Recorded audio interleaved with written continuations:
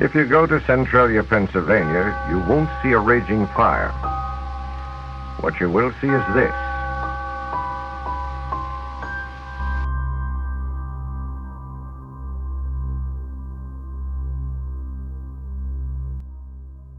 Smoke, steam, and toxic fumes.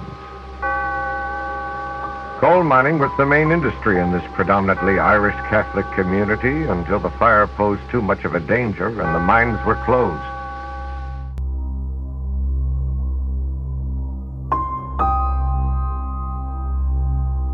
Behind me, what used to be a vibrant community back in the glory days of coal mining.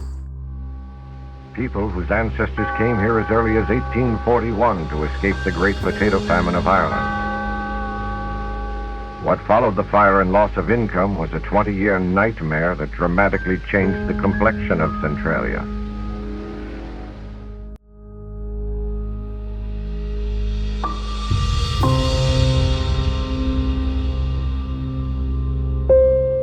I think it went up to about 1,000 people at its peak of the population. It had a gas station, had a bank, had everything going on for this town. And something happened. Somehow the dump had caught on fire. How it caught on fire is of no importance anymore. But an exposed coal seam was also ignited. And feeble attempts at that time were made to put the fire out. They had worked rather diligently, but apparently not diligently enough, because the fire was not extinguished then, and it's been downhill ever since. So there was toxic gases, different things that came in, which made people difficult to sustain their living here. So now there's only 5 people that live in this town, based on what I see.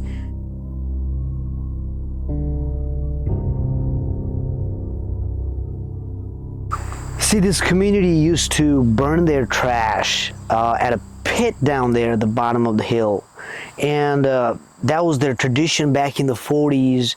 And in 1962, I believe, while they were burning the trash, the flame never went out, so they went out there, tried to kind of figure out what's going on, and the flame would never go out. So they started worried a little bit and looking into it, what happened, what's going on.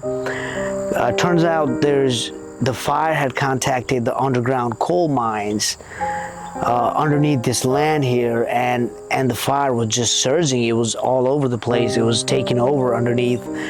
And the government came in. They tried their best to mediate that, try to help to stop the fire.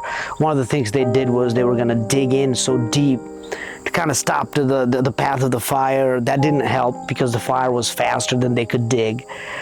So eventually the time went on and people were getting worse and worse. They were getting sick by these toxic gases and fumes that was going around here.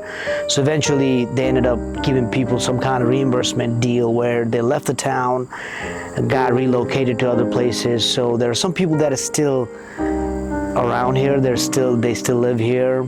I think there's 5 people that live in this town, and there's a church up the hill, which I'm gonna go look at here in a minute, which supposedly it has every Sunday service. Even though the town's been abandoned, no one lives in this town, they still have a Sunday service, I guess, for those 5 people every Sunday. So today's not a Sunday, but still I would like to go out there and check out the church and see if we can meet someone that we can talk to.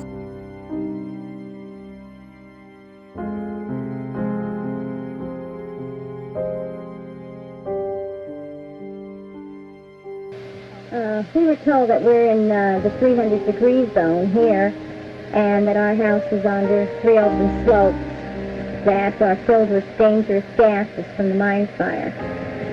We really didn't get involved fighting this fire until 1978, when they drilled boreholes around the home and the temperatures reached 625 degrees out back and 300 and some degrees out front. Then we knew they were doing something wrong here, because they drilled on our property in 1969 and the temperatures were only 54 degrees. And the gases were up the highest level on the whole. So that's when we started fighting back.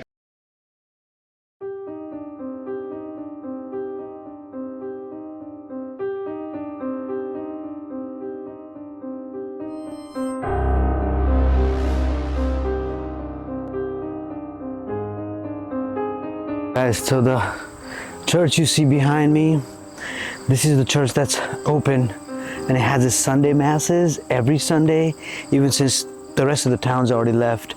So really interesting. It's a private property, so I can't really go inside. I can only be out here in the streets to look at it, but definitely something worth seeing. A little bit eerie, a bit creepy feeling, but you know, it's a pretty good looking church. And I'm sure at a certain time this was a vibrant place where people used to come worship, people from this town, kids, gospels and singing, and I can only imagine how this used to be, but not anymore. It just stands still by itself. Weird.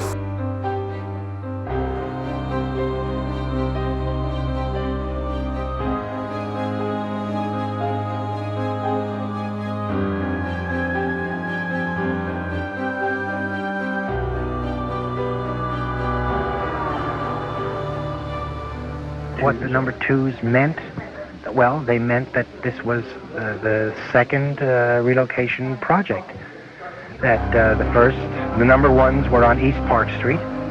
There were 6 or 7 homes that were acquired and destroyed on East Park Street. And now there are 27 homes in what they call a 16-acre area in the second so-called project, or relocation effort. So that's number 2. What number 2 means to us is that where or when will there be a number 3?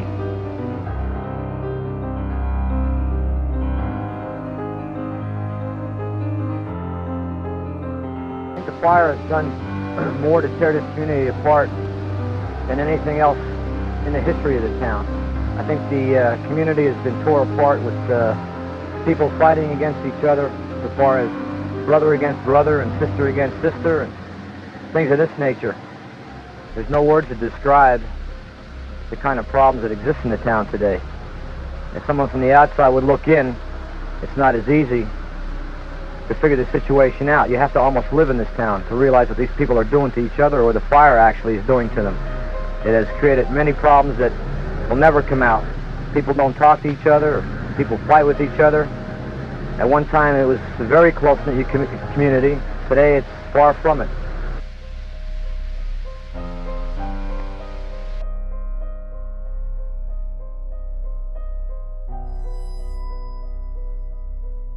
Yeah, I'm sitting here in the middle of the road. This used to be a neighborhood where people used to play. Kids used to run around, trick-or-treats in the Halloween, all these things, and you know, it's all gone. It's kind of humbles you, when you come to places like this. It forces you to think about life. What do you think you have now? It's just all gone in a moment, in a blink of an eye.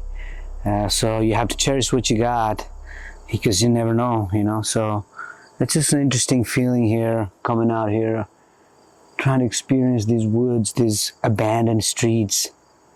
Oh man, surreal.